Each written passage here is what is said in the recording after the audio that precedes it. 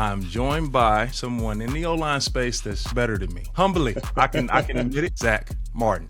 What was it like entering into Dallas, the stardom of Dallas, wearing that star on the side of the helmet, blocking for Tony Romo, blocking for DeMarco Murray? What was that feeling like? Dude, I was just young, naive. I didn't know the ins and the outs. I was just like, they drafted me in the first round. I just got to get ready. I'm not going to be the guy that lets this crew down. Kind of right before training camp, they just like, hey, that's not really in the cards. We're just going to continue as is for this season. It just rubbed me the wrong way. Kind of out of character. I was like, you know what? I'm not showing up. It's like the middle of training camp, and I'm like, I'm a holdout guy. Like, I'm holding out. I'm a holdout guy. I never thought I'd be a holdout guy. Welcome to the set. This is where I set the tone, set the standard, and bring you on set with some of the biggest names in sports, culture, and in life in general. These stories are real, the conversations are genuine, and the legacies, we set those too. This is the set. What's up, everybody? Welcome to the set. I am your host, T-stead. I'm joined by someone in the O-line space that's better than me. Humbly, I can admit it with no problem. This guy is widely known as arguably the greatest offensive lineman of our time, but in NFL history. He's a 7-time first-team All-Pro, 9-time All-Pro overall, 9-time Pro Bowl, first-round pick out of Notre Dame. I'm joined by right guard from the Dallas Cowboys, Zack Martin. Zack, how are you, my brother? Oh, man, I'm doing great. Thanks for the intro, and happy to be on and join you, man. It was all facts, Zack. I do nothing but speak the truth, and that's the truth of the matter here. Yes, sir. Yes, sir. Zack, I wanna start first with your upbringing. You know what I mean? Like you entered into the league and was a beacon of greatness and consistency. I want to know where it started from. So, growing up in Indiana, at what your name is, your high school name is Bishop. How you say that? Chittard. Okay, I didn't want to butcher that. Chittard. When did it start that you knew that you were forming into being just an elite offensive lineman? Yeah, was it at Bishop Chittard? Yeah, so I kind of come from a football family. I'm one of 3 boys, so I'm the middle. I got an older brother and a younger brother, and my dad played football at University of Kentucky. So we're kind of just a football family. We started early. I started playing in like 3rd grade, tackle football. He was always my coach. My dad was early on. So I got to start with him, really just kind of instilling my mindset and everything that goes into football. And then going to Chittard, it's a very historical program in Indiana. It's a smaller school, but we've won a bunch of state championships. We had a coach, Vince Lorenzana, was there for like 25 years, won 10 state championships or whatever it was. So, I was a part of a big time football program, and a lot of people cared about football at our school, and a lot of time was put into it. So I just kind of fell in love with it, man. Especially in high school. I was a hooper early on in my life. I was loving basketball. And then I got into high school, and not many 6'4" centers in there going to play Division I basketball. So my freshman, sophomore year of high school, I kind of made the switch. I played basketball still, but I really started focusing in on football and really diving in. And then obviously I went to Notre Dame, and that's really where I think my whole trajectory of my career shifted there at Notre Dame. I think we'll get into it, but I had a line coach there by the name of Harry Hiestand, who's coached a bunch of greats coming out of Notre Dame. He was with the Bears before that. Yeah, so we'll talk a lot about him, but he really made me fall in love with the offensive line position and like everything that goes into it. I got chills just like thinking about it, honestly. But he really started with my dad, but he was the one who kind of took me to the next level. Got me groomed up, ready to go when I got into the NFL. But he really instilled that pride and kind of love into the offensive line room into me. Fire. Yeah, I definitely will ask more about him and all the guys that he has brought up under his teaching. I want to go back to high school first, though, Zack. I have a note here that you had as a senior in high school. You had 114 pancake blocks. Listen. if I saw you abusing my son in high school, driving into the ground, I'm running on the field, bro. Now I did. How? I did a little disclaimer. I did play 3A football. So in Indiana, when I was playing, 5A is the biggest. So we were three. So we're, my high school had like 650 kids. So we weren't playing the big time high schools, but no, I was definitely beating up on those guys in the 3A football. That's hilarious. Yeah. 114 pancake blocks. And it's what, 10 games? Like, Yeah, dog, I don't know who you, has those stats, but I was pancaking some guys. I'll back that up. My high school highlight tape will back that up. I need to see that. That's probably the greatest mixtape.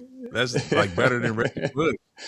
I wish I Dog, had to what? zoom in. Only if I had to zoom in on those tapes back then. You got the wide angle lens before every play. Yeah, no, for sure. DVD's all scratched up now. Yeah, You oh can't yeah. find it.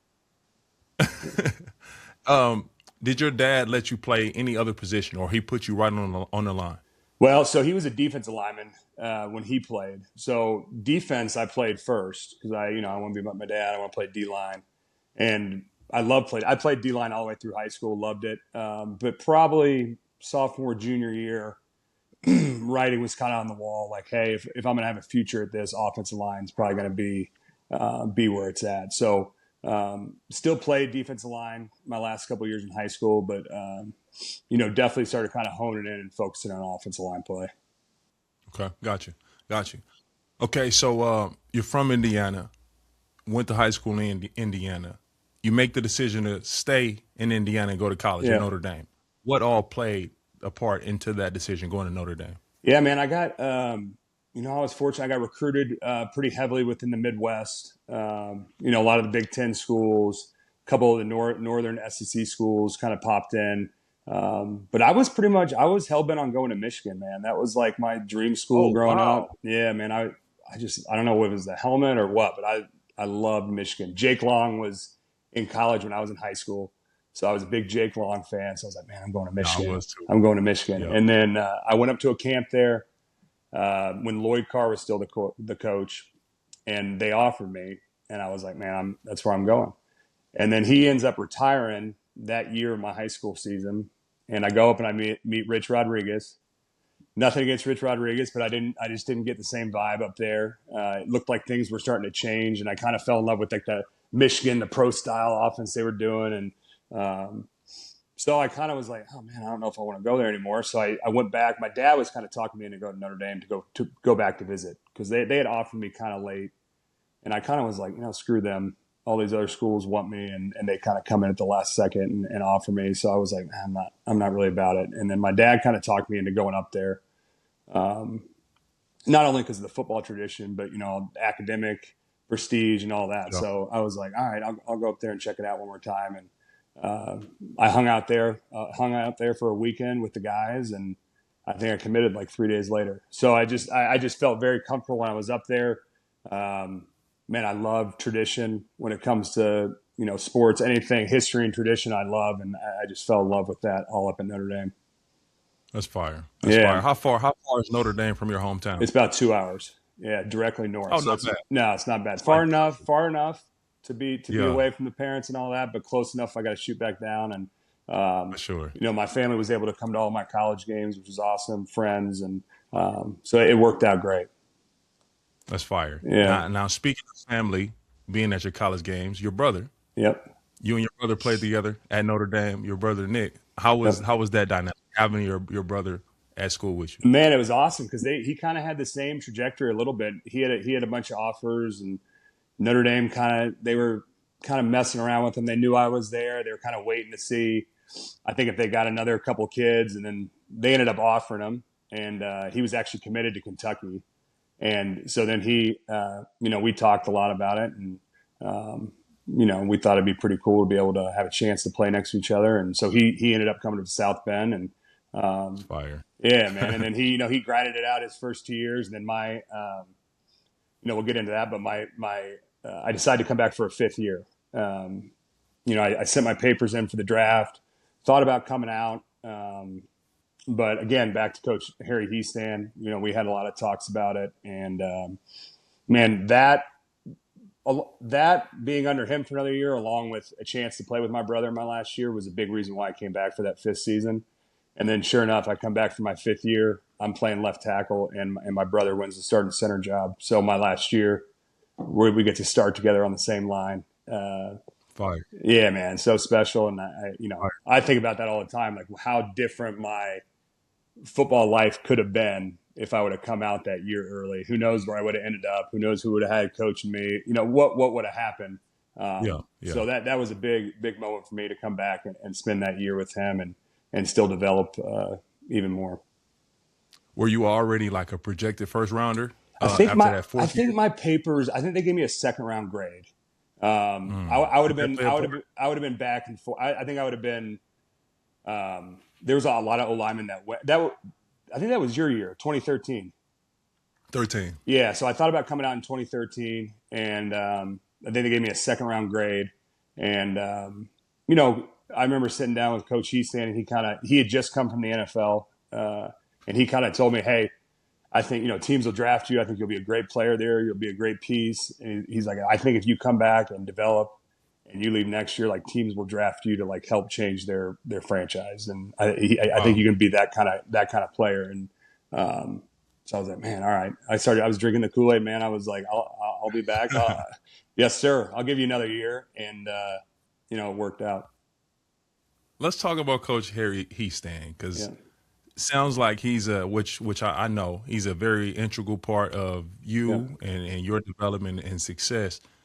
You, Ronnie Stanley, and a ton of others. Yeah. What is it about him that makes him the ultimate and create the technique performance from you guys? Well, I think first and foremost, he believes so deeply in what he teaches and is consistent every single day with it. So, and the other thing why I think that the best coaches, they're not afraid to coach their players hard, So those 3 things, I mean, we got the same message every single day. There was one standard in the room, and, this is how we're going to do things. And he just, man, we were grinding. We were grinders. And he's one of those coaches that, like, in the midst of it, he's on your butt. He's getting in your face. But at the end of the day, he cares, man. He cares so much about his players. And I think as players, that's what we took from him, that, he's got so much pride in us that he can coach us hard, but then also put his arm around us after practice and talk to him, and we can go visit him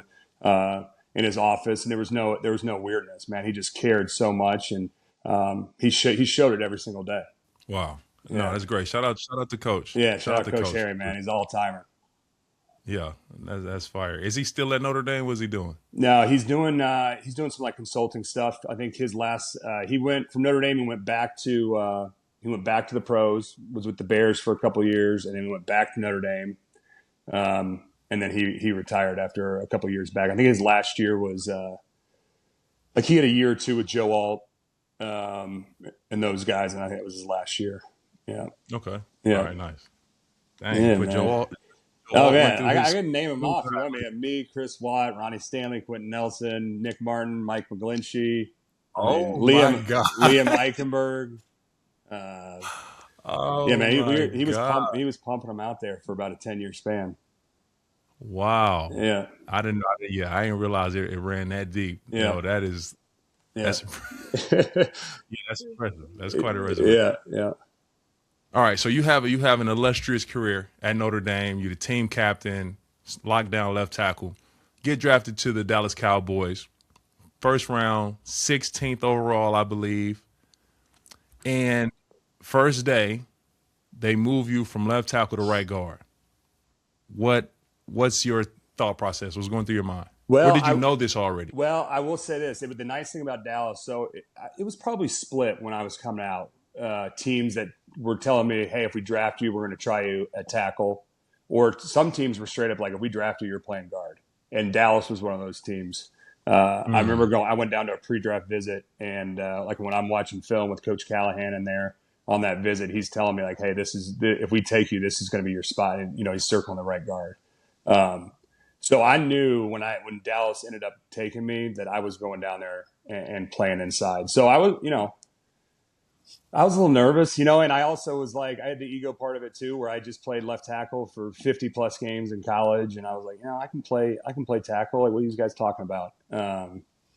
But I get drafted to a place. They got Tyron Smith, obviously playing on the left side. Armstead, I ain't touching that yeah, spot, And then Doug Free was our veteran right tackle on the right side. yeah, So man, I kind of found a home there, at guard. Honestly, I really enjoyed it from the start.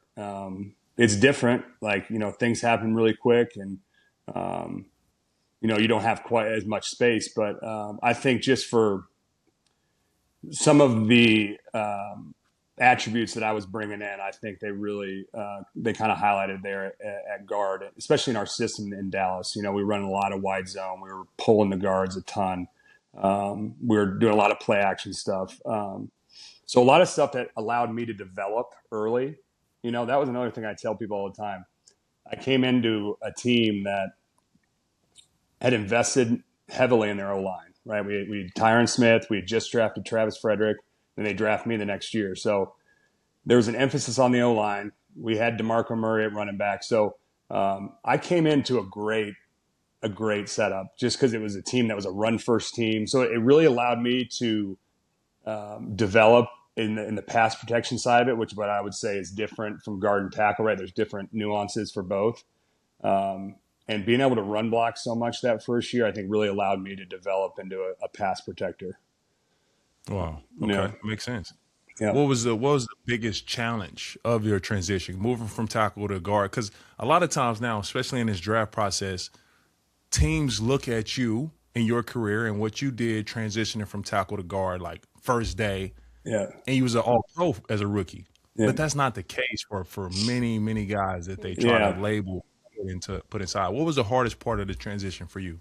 The hardest part, honestly, for me is like it's not a huge thing, but like twists and games and like Okay. which doesn't sound like I don't know if that's something you would think about there, but just like a tackle, I was used to people run a lot of TE games, and I was used to kind of sitting back and catching and counting on my guard to snap them out to me. And I think just the speed. I remember my first mini camp, we're doing like a 2-minute drill, and they're ripping these T's on me, and I'm like, damn, this is happening quick. Like I got to get on that. So that was something protection, a lot of protection stuff, getting out of my stance quicker, getting my hands on them right now, and just kind of living in that world where, within the first half second of the snap count, I'm gonna be on someone. We did a lot of vertical setting in college, so I'm setting back and I got 2-3 seconds to kind of feel it out. And now, don't get me wrong, there's plenty. There's a lot of challenges, obviously, at tackle, but that was for me just coming in and never playing guard before. The quickness at which things happen was what I kind of had to catch up to. Got you. Yeah, you did. Yeah, no, and also, You man, did. as like when you play next to good players too, it makes you play better. And I'm playing next to an All-Pro center and a 10-year vet at right tackle, and so I was sandwiched between two guys that knew what they were doing and got me going in the right direction. Let's talk about the O-line, Zach. Yeah. With T. Fred, all-pro center, Tyron Smith, all-world left tackle, Ron Leary, left guard, Doug Free. Like, you guys were widely known around the league as being the best unit for years. Yeah. Talk to me about those guys and the approach, the meeting room, the mindset. Like, how did you stay so consistent and stay at the top for so long? Yeah, man, I think, that's what people ask me too. It's like I came into there was a standard in our room far before I got in that room, and it was a clear standard too. It wasn't like a question, what do I do here? How do we do this? It's like, no, you fall in line and get going. And I was able to do that quickly. I recognized that and got on board. But I think it started with, Bill Callahan was our line coach when we got there. He's, his resume kind of speaks for itself, but him leading that room, and then you got guys like Tyron and Trav and Ron and Doug, these guys that you mentioned that these are pros. I mean, these guys are guys that come to work.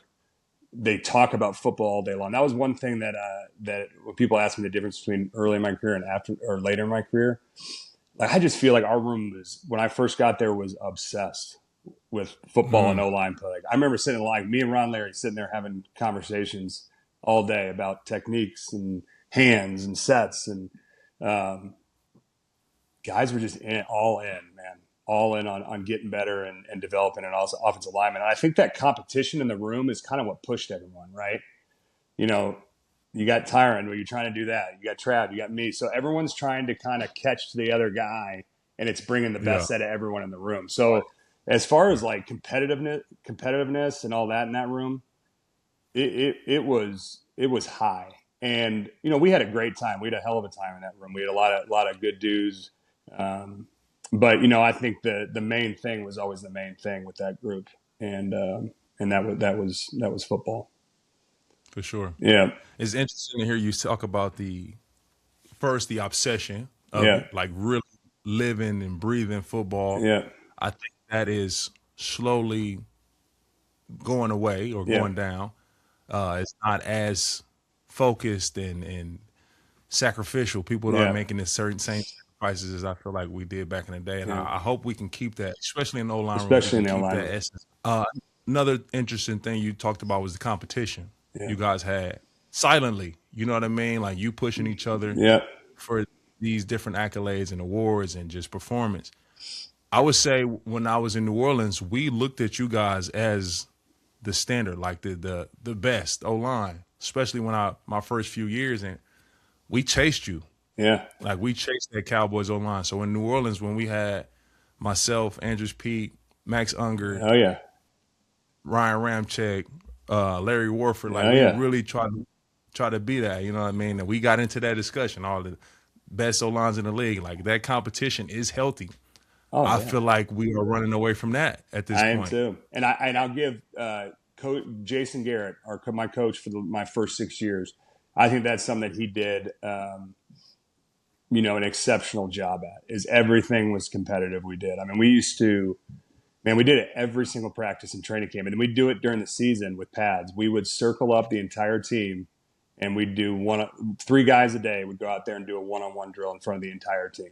Oh man, really? But just like little stuff like that, man, where it's like, like your piss is hot on a Wednesday, week 7, because it's like if I get called out in front of the team, I gotta show face and put out, you know. So, man, competition brings out the best, and that's what I walked into. It was like not only good players, but dudes that were hungry to get better and that were going to push you to do it.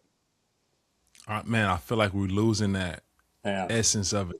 That silent competition, that ongoing competition. Yep. It's just everything is so friendly. Yeah.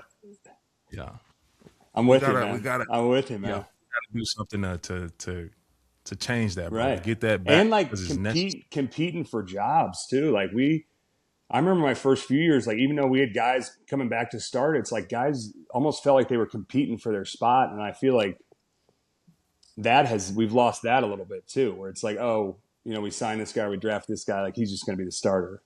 It's like, damn, you open up the competition, that guy may take his game to a whole new level that you didn't even know he had. You know, that's such a real thing, especially now, and I think the NIL space made it worse. Yeah. So you got guys that the hunger isn't the same. So guys are okay with taking that backup role or being a swing guy. As I've been doing this training, so Zach, I train a ton of NFL guys, technique, mindset, 3 days a week here in Dallas. And I got a few guys that are young players that hasn't started a game. But I really, really drive home the message that if you train to be a backup, if you don't walk in that building looking to take whoever's spot, right, doesn't matter who. Bro, you will not be in the league long. You will be labeled as such. You'll be a journeyman. They'll move you around. Yep. You have to have the intent to go in and take a starting spot, drive him, push that person in front of you, either push him out or push him to be better, but you have to. I really preach that. Because they're going to find, and that's to add on to that, if you do that and maybe you don't beat out the guy in front of you, they're going to find a spot for you. If you put out and you're showing that you're one of the top 5 guys, these guys are the front offices are getting paid just like the players. Like they got to win too. So they're not going to put someone better than someone else in. Like if you're good enough, they're going to put you in the game. Make them find a spot for you. Yeah. Listen, hey Cole, we got to clip this. I need this. I need this to my guys. It's coming from Zack Martin. It's not just me talking. Like, no. yeah, I appreciate that. I mean, and just All like right. for just real quick, like our swing tackle when I first got to Dallas was Jeremy Parnell. Was a swing and Monster. monster. And Monster. he Yeah. worked like it every day. And then my rookie year, Doug Free gets hurt. He comes in, starts 8 games, signs a $40 million deal the next year. You know, Jacksonville. so Jacksonville, yep. So It's that has to be the thought, bro. It has to be the goal, bro. yep, Or get away. Like, right, yeah. So you guys haven't listen, we talked about the starting five, and you just bring up Parnell, one of yeah. the strongest, most physical human beings I've ever been around. Who can I credit for the O-line eye in Dallas? Because through all history, is Jerry Jones the guy with the Yep, O-line eye? Because Dallas Cowboys has had some of the greatest ever. yep. Where did that start? Well, I know when I came in, you know, having Bill Callahan as the line coach, having a veteran line coach that you know, like scouts and execs trust, is huge. Because if you look at Bill's resume, pretty much everywhere he went, he drafted a first round offensive lineman, kind of his first year or two that he was there. So he drafted Trav and me back to back years, and I think Wow. he wasn't there when they drafted Tyron. He came the next year. But one, to have a coach that the front office is listening to, and then two, you know, I got to get my guy Walter. His last name's skipping my mind, but he was you know, people tell me the story all the time because, you know, Dallas, Jerry wants to draft Johnny Manziel, right? And then this Walter, who's our scout, older guy. I'm pissed I can't remember his last name. If I saw him tomorrow, I'd have a long conversation with him. But Walter, everyone tell me, hey, Walter, you got to go thank Walter. He stood on the table for you there, man. He was standing on the table saying, we're dumb if we don't draft this guy. And there's scouting out Terry. He's there right now. He's an O-line guy. And they do have an eye for it, man. They got, you know what Dallas does great with O-linemen is they get guys who are like ready to play now. And I'm not talking Yes. about just like the early first round picks. I even look at a guy like Terrence Steele.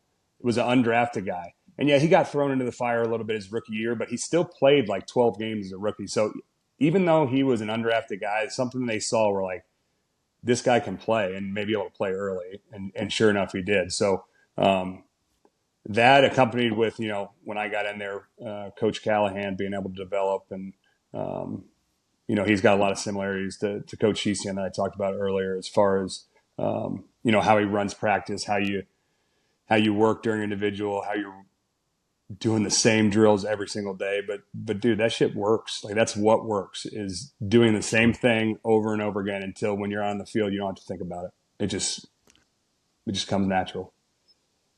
Hey, Cole, let's clip that too. I need that soundbite too from Zach. I do. That's like my belief in offensive line play. For sure. There's a million ways to coach it. You've been around a ton of coaches. I've been around a ton of coaches. I may agree with some, I may disagree, but if you can have a consistent message and consistently rep the things that you're wanting to see, it's going to show up on the tape because, like I said, the game is so fast. Your instincts just take over. So it's the stuff. What are you repping on a weekly basis? Because that's what's going to show up on the tape. No question. Yeah. I'm happy. I'm very happy. Yeah. Yeah, Zach, we haven't even got into your career. Like we still been in the O-line room. Let's talk a little bit about what you guys have done when you were in Dallas. Your rookie year, all pro. Yeah. Very, very rare that we've seen that. DeMarco Murray ran for over 1,800 yards, 13 touchdowns. You got Tony Romo back there.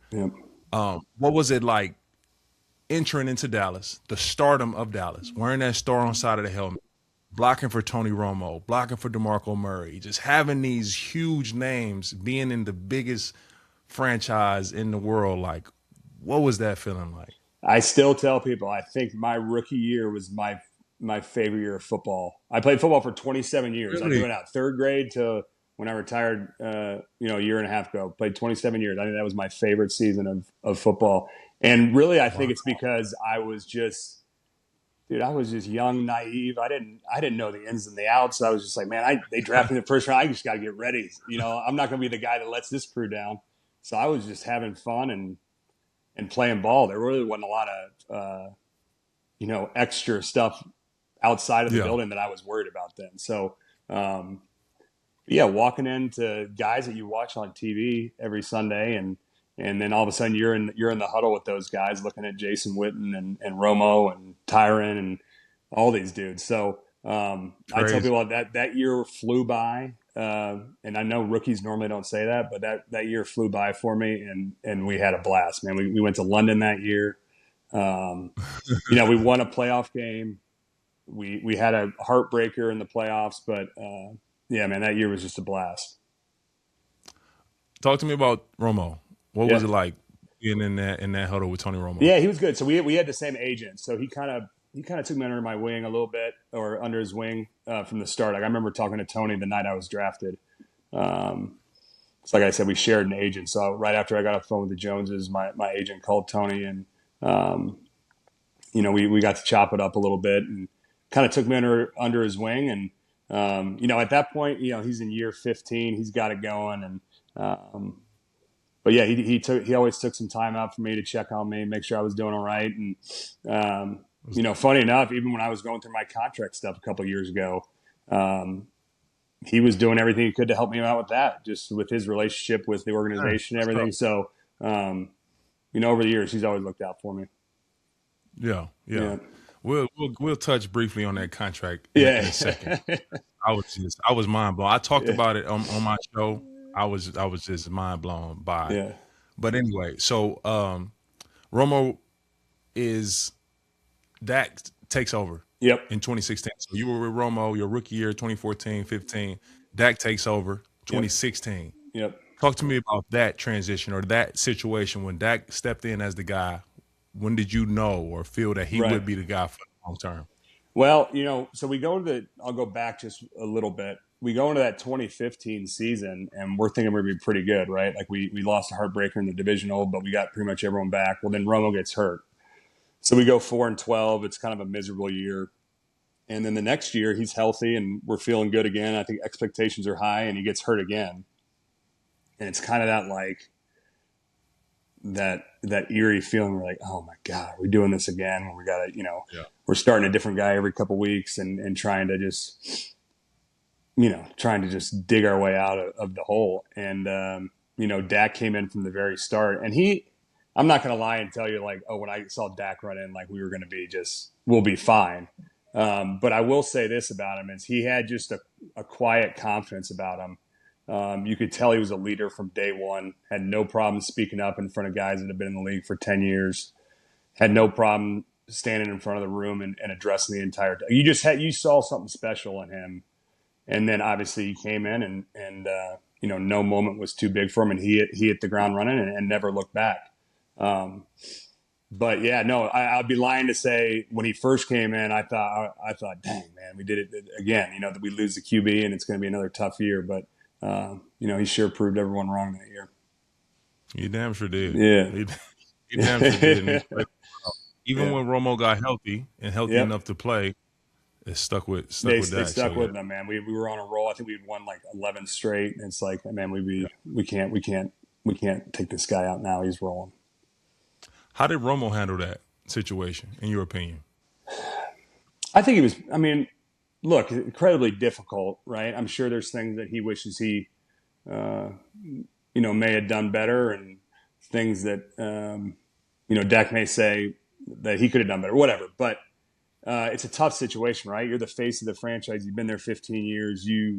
When anyone thought of the Cowboys at that time, they were thinking of Tony Romo. So, I know it was a tough situation for him, but very similar to kind of his beginnings. I think he could realize that someone who comes in like what we just talked about and prepared like he was a starter, no matter what, and came in and took the reins. I think he's got to tip his cap to that guy too, for how he did it. Sure. No question. All right, so we're moving along. 2017, 2018. You go to your fourth straight Pro Bowl in 2017 with T. Fred and T. Smith, another All-Pro, 18, a lot of the same. You got your extension, 6-year extension to be in Dallas.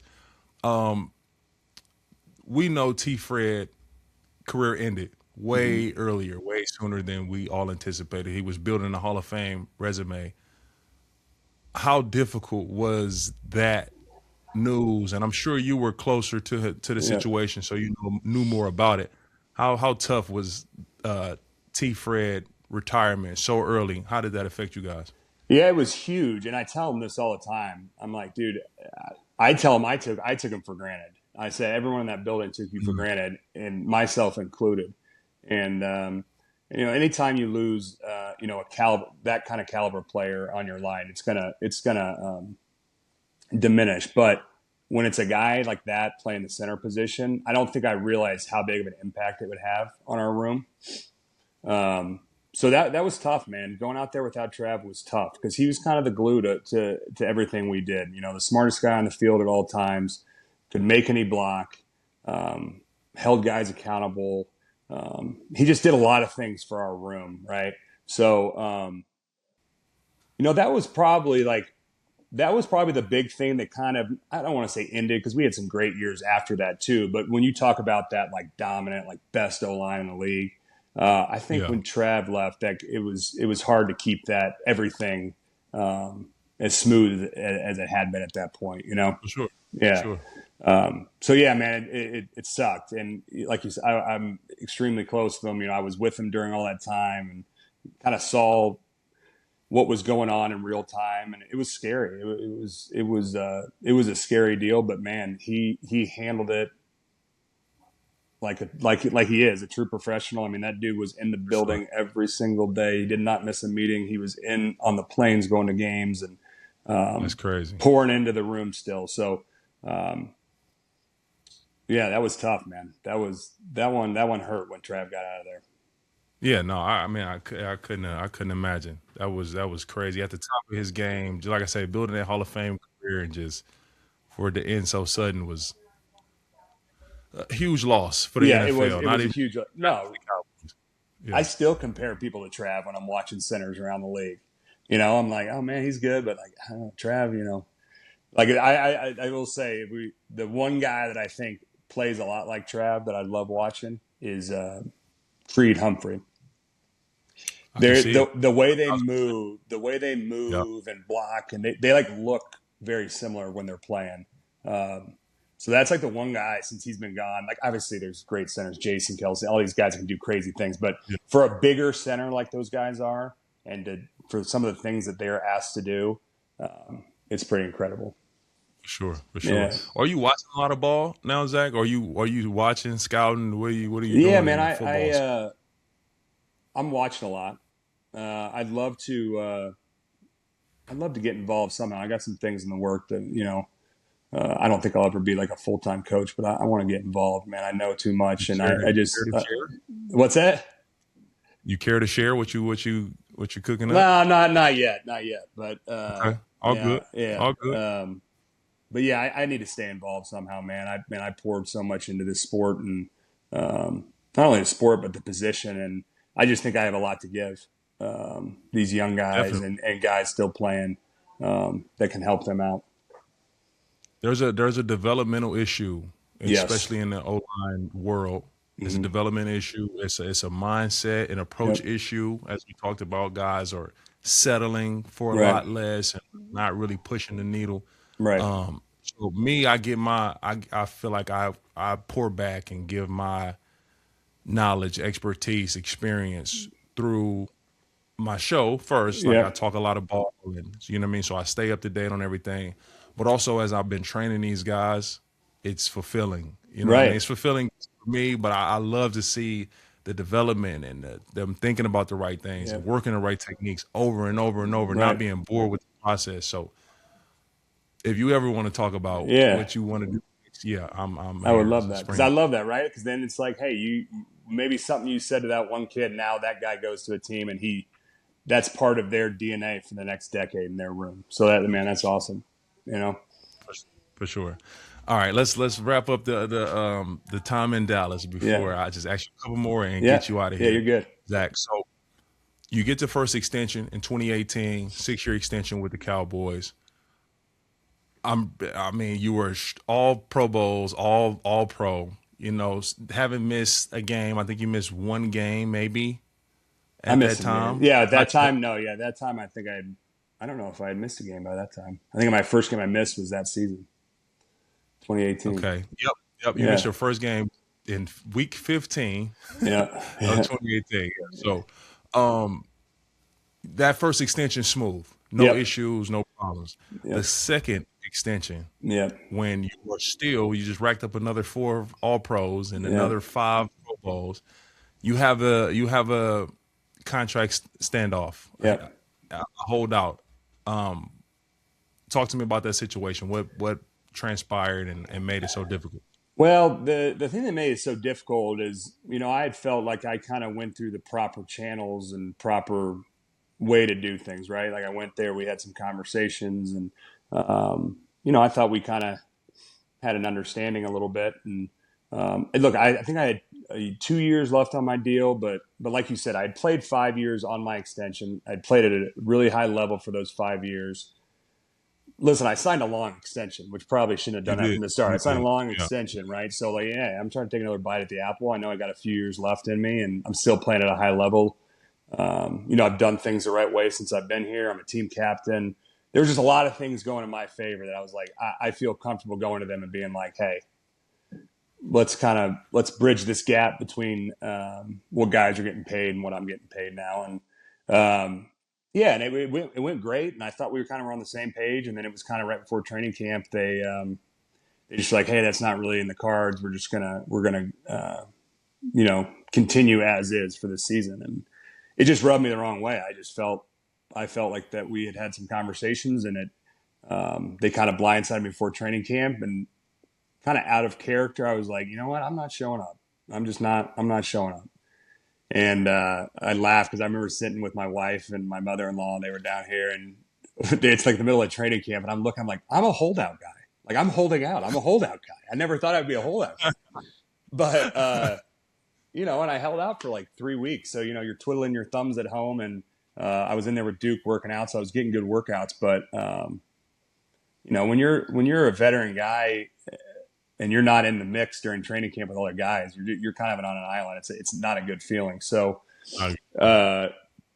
they played their first preseason. We played our first preseason game in Dallas, and I got on the phone with Jerry, and he was like, hey, I'm staying back in Dallas. I'm not going back to Oxnard. Why don't you come into the facility tomorrow, and we'll talk this thing out a little bit. And we got in a room and we talked, and then went home and we talked some more, came back, and about 2 days later, we agreed to something that we both kind of felt good about. And I was on a plane the next morning out to Oxnard. But, the big thing for me is, and that's what bothered me, is like, I wasn't asking to be, even though I think I had the right to ask if I wanted to be the highest paid guy. I just wanted to get in. I wanted to, hey, listen, I know I'm 32, 33, whatever. I want to get in that ballpark of what these guys are making. So we got there, but it wasn't as smooth as I thought it was going to be. In my mind, maybe I was a little naive. I'm like, I'm what these guys wanted. The guy, they drafted me, all pro player, captain, all this stuff. I thought it was a no brainer. So that's where it kind of rubbed me the wrong way. And, I had to do what I had to do. No, it was a no-brainer, and that's what pissed me off. Yeah, because like, if they are arguing with you, bro, like nobody else got a chance. Well, I thought it was great, but I will say, I'm glad I stuck to my guns and waited till it got done. I am too.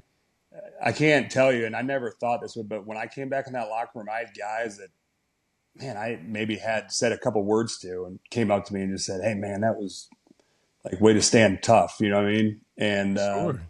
So that was a good feeling going back to the locker room, knowing I got something done and I could rejoin the boys, and everyone was happy for me, and we were off and running.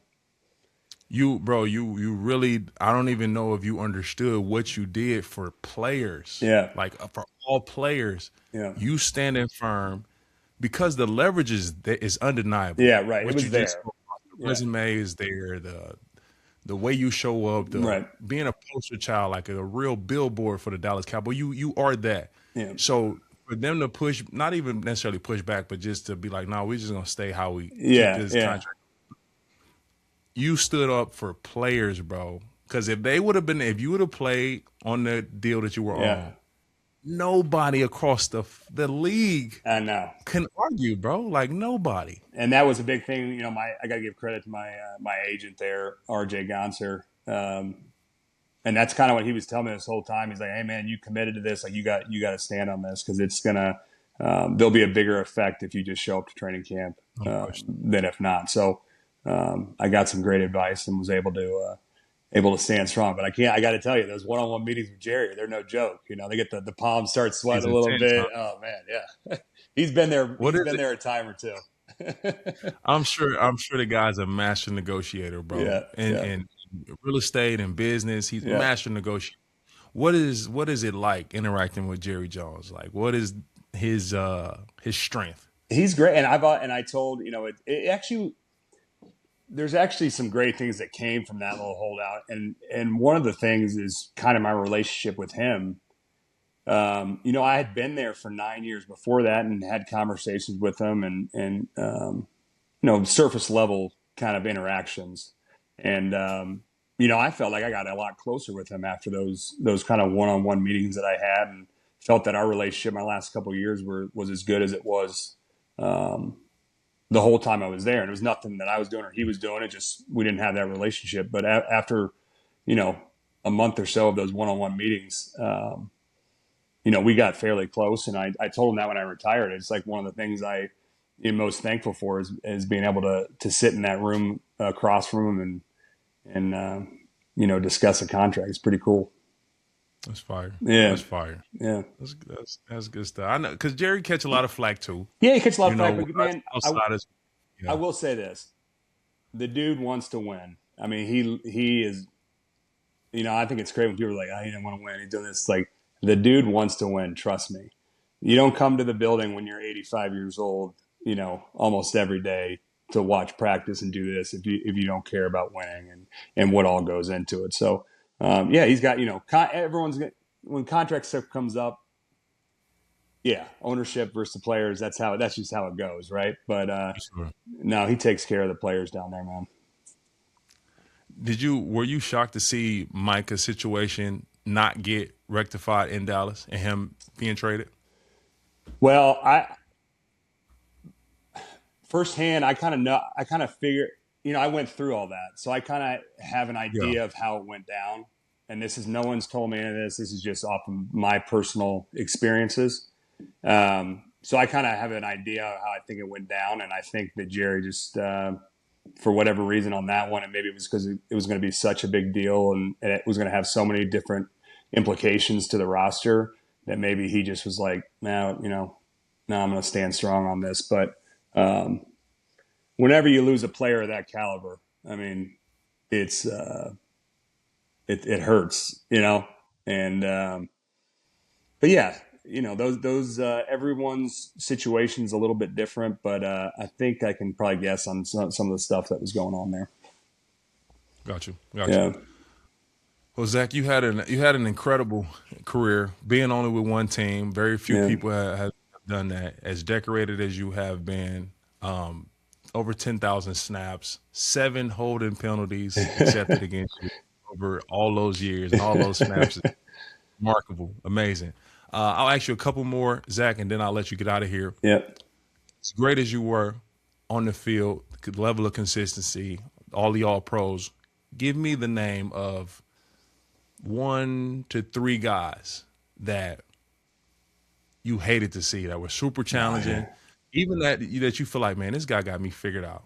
Yeah. I mean, it's the generic, but Aaron Donald. I mean, it's like, that's the one guy that I can remember, like, going to bed the night before the game being like, buckle the F up tomorrow. You know what I mean? Like, you're going to have to be on it every single snap. So he's first and foremost. And then, like, I would say, I feel like every guy kind of has their, like, rival in the division for a while. Yep. And Fletcher Cox was that guy for me. For sure. So that was always a guy.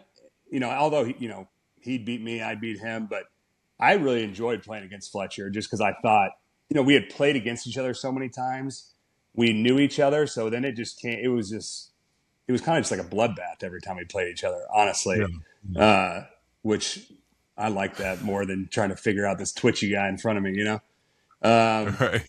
Later in my career, Dexter Lawrence in New Yeah. York, you know, he's a Massive man. handful. Trying to think of other guy. I mean, we had the Commanders had a good thing going for a while with Ioannidis and Payne and Allen and those guys. And we had, I will say this about our division. When we had it rolling as an offensive line group in Dallas, there was a stretch about 3 or 4 years where the other three teams in our division were drafting defensive linemen. For sure. And then, like, you know, there was, 5 years later, it's like every team's got 3 or 4 first-round picks on their D-line. Yeah. So, which is kind of cool because I think they were drafting them to kind of combat what we were doing. But, yeah, those guys, like the guys who jump off, I'm trying to think out of my division. If you can have, because for me, I had a guy, Pernell McPhee. Oh, yeah. Cooked him. Yeah, Yeah. He's so bad. And he's not widely known as like Yeah. the best. You know what I mean? Like I've had Myles Garrett and the Max Crosby's, and I've played those guys. Pernell McPhee was a guy that like had me figured the hell out. Yeah. So give me a sleeper. Well, if you can think of something. Yeah, I mean, he's not like do you remember Matt Ioannidis? I do. Yeah, like that would be a guy like people don't probably remember, but like he had a 2 or 3 year stretch in Washington that he had that move. We call it the hump move, where he'd chop you and pick you up off the ground. And God, if he caught you in that thing, he'd make you look like a kid on film, you know. And he caught me once or twice in it, and so that was a guy that I always really respected that maybe not got the love around the league. Gosh, I'm thinking about. I just got my division on my mind. I got to think outside the box a little bit. Yeah, no, that's plenty. Yeah, that's plenty. Yeah, bro. That's plenty. I got one more for you, and I want you to put the thinking cap on for too. A Cowboy that was very, very important to you guys and your success that never really got like the wide media coverage or the big name. Yep, love that. I mean, honestly, I'll give you an offensive lineman, and then I'll go to another position. Offensive lineman for me, that's easy. That's Ron Leary. He got kind of stuck in the me, Tyron, Trav, whatever. Right? We were the first round picks. We got the love, but honestly, he's another guy. When he left, our line changed, and he was kind of our enforcer on the field. Didn't say a whole lot, but like, man, if anyone was messing with anyone on the field, Ron was right up in him. You know what I mean? Great dog. Oh, he's a dog. So, like, for me, it's Ron Leary on the offensive line for sure. Fire. I love it. Yeah. Outside of that, let's go different position. I mean, man. Tony Pollard, man. Oh, defense. Yeah. Okay, let's do some defense here. Tyrone Crawford. That's easy. Tyrone Crawford. Okay. That's a name. That's a great grab right there. I'm wearing his hat right now. Crawford Signature Spaces. Get it on there. Let's go. No, but yeah, Tyrone Crawford for sure. Another guy who's just like, I mean, I hated going against him in practice. I'm sure he's just he's a rhino, man. He's a bull. And he was the heart and soul of that defensive line room and really our defense. Him and Sean Lee were kind of, our warrior captain guys on defense. And when he left, that was a big drop off because not only was he great on the field, but he was a locker room presence. Like when Tyrone was talking or doing something, everyone in that locker room was quiet and paying attention. And so that's what I'd say on defense. Fire. I appreciate that. Yeah. I don't think teams like front offices really appreciate or value the presence that a guy has. Like they're so fixated on the field and their production and can we improve in this area, whatever, you know what I mean? Yeah. But the value of a guy in the locker room. I go back to New Orleans when Mark Ingram left and went to the Ravens. That was just a void. And we brought in Latavius Murray, who was great on the field.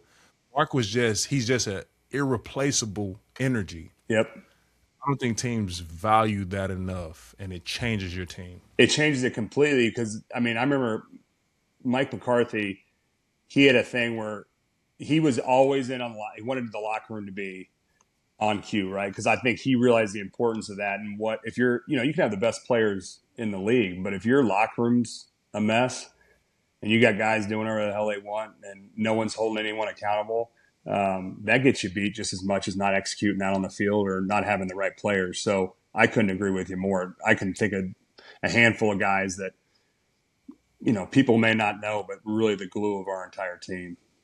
Zack Martin, everyone, listen, Zack, I appreciate you so much for joining the set. This is one of my favorites. When I saw that as you coming on, I super excited. I've been a fan of yours throughout both of our career. Yeah, right back at you, man. Appreciate it, brother. For sure. Well deserved. Can't wait for your Hall of Fame induction. All those great things, man. You are incredible. Human, player, person, all those things, my guy. Thank you again. Man, thank you. We got to do this again. We got to get down and dirty with some technique stuff one of these days and break it down.